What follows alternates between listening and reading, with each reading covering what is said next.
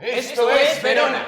Este escenario, Sus calles, Plazas fuentes, y ventanas. lugar donde un antiguo odio entre familias. tiñe las calles con la sangre de los muertos.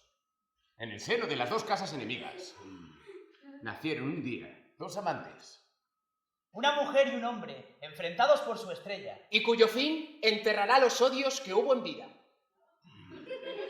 Aquí os contaremos el muy triste relato de Romeo De su amor. De sus amigos. y de la guerra incesante entre las dos familias. El amor es una quimera inventada por los viejos. El bienestar que da la muerte es el sueño de los tontos. El amor me ha empapado de tal forma que ahora estoy calado hasta los huesos. Pero del cielo apareció el fiero Teobaldo, con la espada desnuda, maldiciendo y a gritos invocando a Romeo y Benvolio, sus rivales. Luchamos ferozmente, como bravos.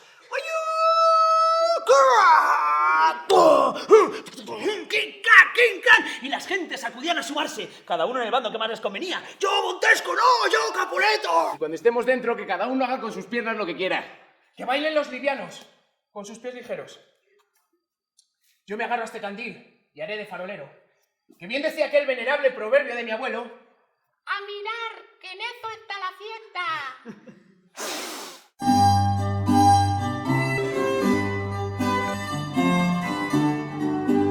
Si el amor es un potro desbocado y su jinete un joven embrujado, que abra bien los ojos, que tenga cuidado, o se caerá sobre el empedrado.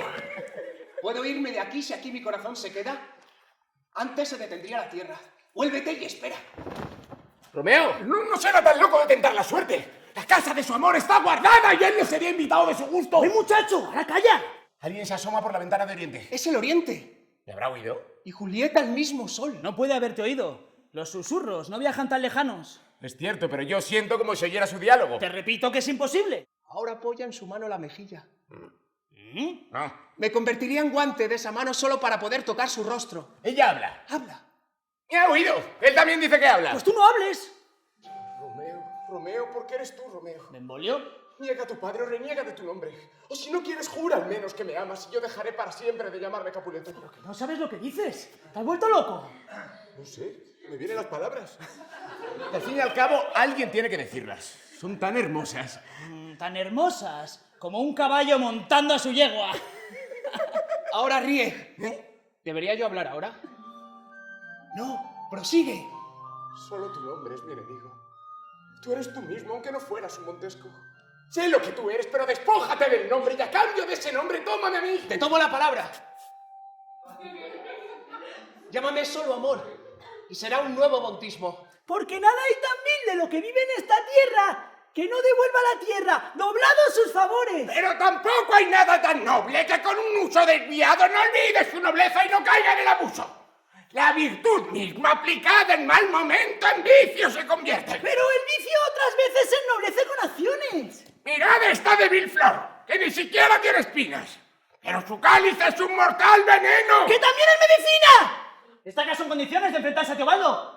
¿Tanto vale, Teobaldo? Más que el príncipe de los gatos. Levántate, y ponte firme. Padre, ¡Vamos, vamos!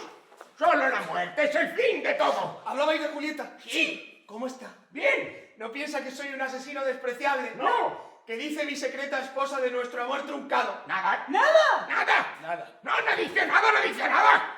Según me dijo su nodriza, solo llora y llora. Julieta me dio esto para ti, tómalo.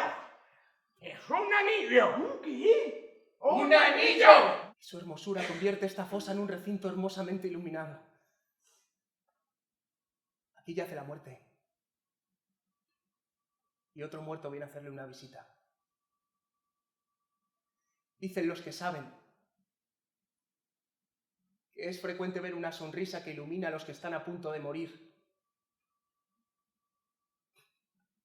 Una sonrisa